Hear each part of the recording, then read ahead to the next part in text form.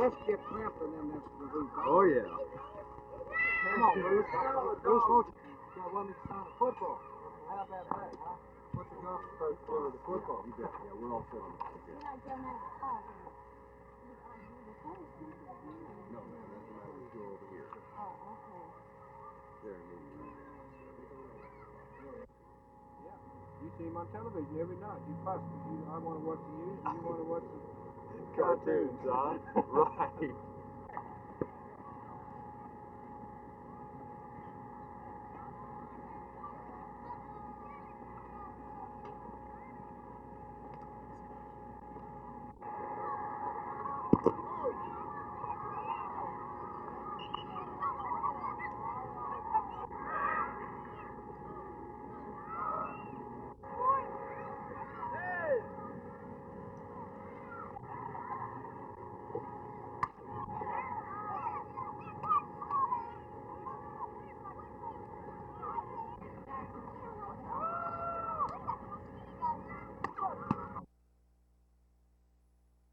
None whatsoever, as far as I'm personally concerned, because these people knew what they were doing. They walked in the cockpit, of course, behind one of the girls, and almost immediately reached up and pulled the oxygen mask down, pulled them away as though they'd been using them for the last 5 or 10 years. And approximately 5 minutes after that, we are also made aware of the fact that we no longer had any first-class passengers. So should we have even entertained the thought of depressurizing the airplane either rapidly or at a slow rate, we would not, couldn't possibly have had enough oxygen masks to go around, because people were back in the back, sitting in other people's laps. We had a 146 passenger airplane. We had 143 people on board. So this was a case of people that had done some studying in this area and knew what they were doing, and really dead set in their ways.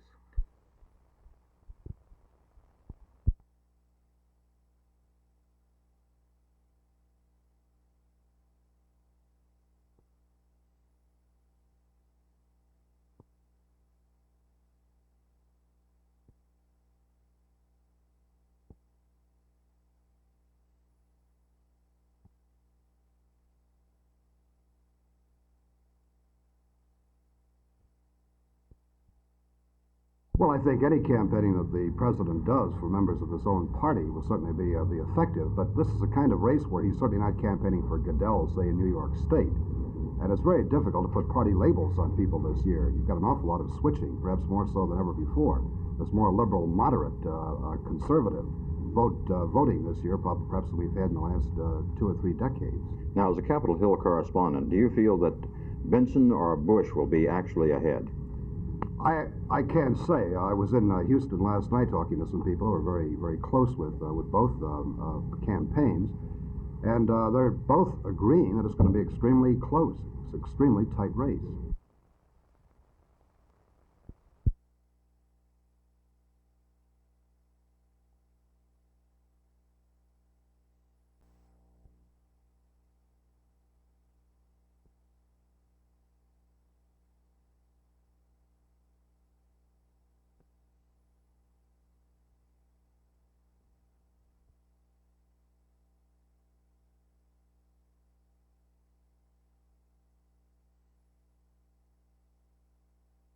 These young people have a right to be disturbed, that after certainly the FBI, with its exhaustive studies, decided that the shootings were unwarranted, this grand jury has stated that the killings were justified. It seems to me that you can't ignore the fact that the governor in Ohio had very strong feelings about what took place in his state.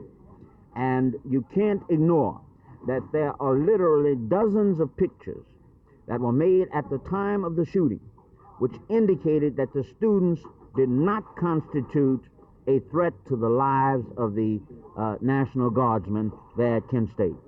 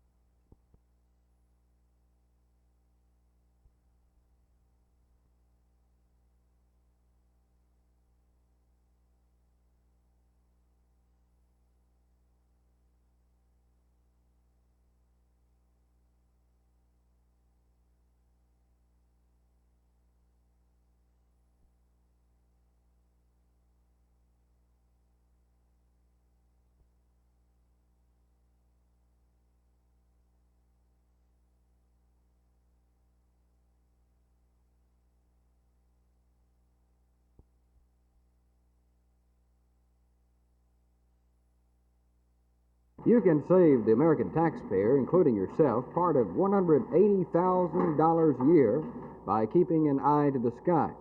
Weather Bureau stations across the nation launch about 300 radio sondes like this every day.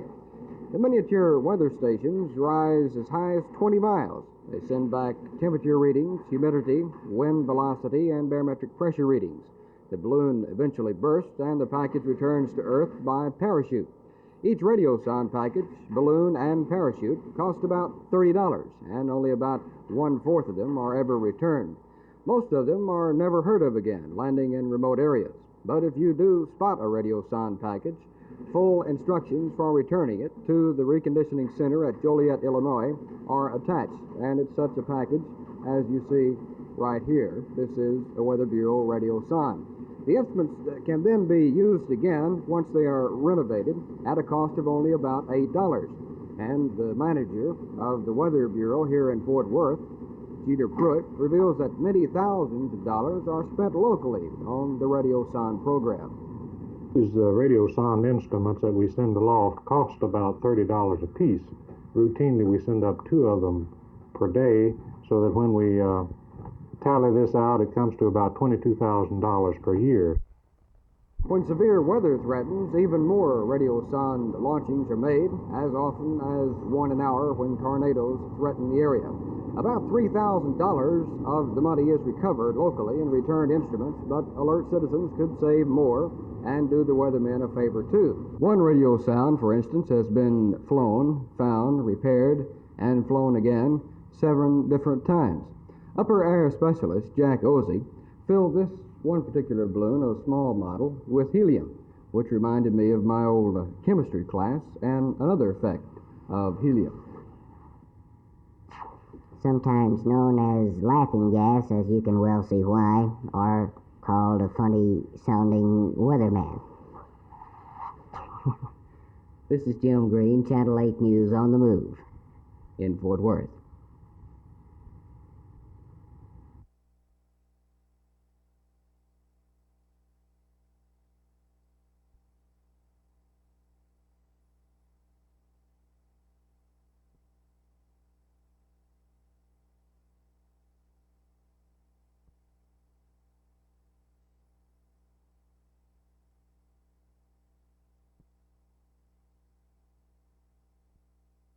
In the immediate future, I think what will happen is a widening of the process of mutual self-discovery, of discovering between Roman Catholics and Methodists a common or shared heritage in spiritual life, in Christian experience, in the concerns and aims of their respective Christian professions. In the somewhat longer future, I expect to see some informal relationship between the two churches at the level of structure. Specifically, I think that initially the president really wanted a good report to present to the American people. But then it got out of hand because, number one, we were saying some things that they had not wanted said. You recall the difficulties that we got with the National Guard when we tried to suggest to them that an M1 rifle is designed to kill people. Now, this is very basic. You've got to understand that. An M1 rifle is designed to kill.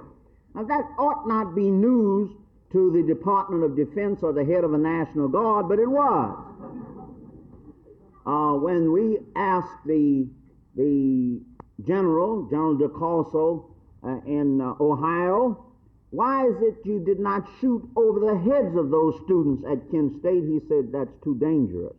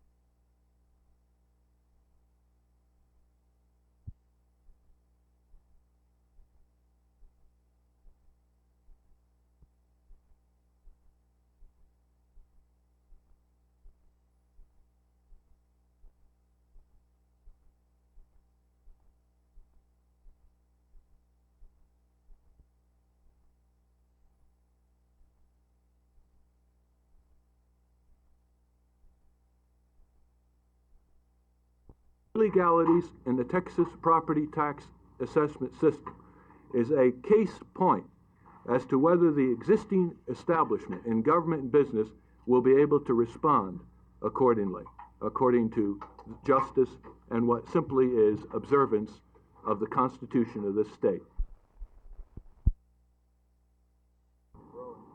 A rehabilitation center in a hospital complex was almost unheard of in the Southwest until the administrators here at Baylor Medical Center designed this 7-story complex called the Carr P. Collins Center for Continuing Care. The purpose of a rehabilitation center is to give those patients that have medical problems that lend themselves to rehabilitation rather than immediate release. Examples are patients that have had heart attacks and need rest and rehabilitation for a new life of less exertion, or a patient that has a back injury and forced into a life in a wheelchair. In an effort to develop the programs at the Collins Center that would best meet the needs of the patients, the hospital has gathered a group of patients that might use the hospital. The Collins Rehabilitation Center administrator, Jerry Bryant, says the center will be designed to stimulate the patient's creativity. It will also improve the patient's physical condition or coordination. The center, if developed properly, will increase the patient's knowledge of his medical problem and improve the patient's social involvement with other people. But even with these advantages, the one advantage that outweighs all of them is the one that allows a hospital bed to be freed for a patient with a more acute ailment. There will be 300 beds in this hospital, and it should open next year. For Channel 8 News on the Move, this is Jess Brown.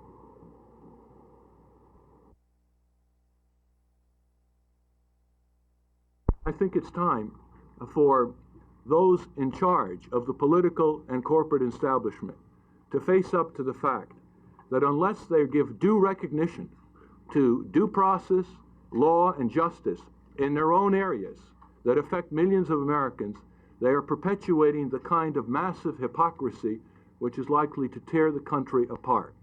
A nation such as ours, purporting to be democratic, cannot long live a lie. It has to be a kind of democracy that recognizes all people's rights, that recognizes that the law must be applied even-handedly on all those who would violate it, whether in executive suites, in government corridors, or on the street.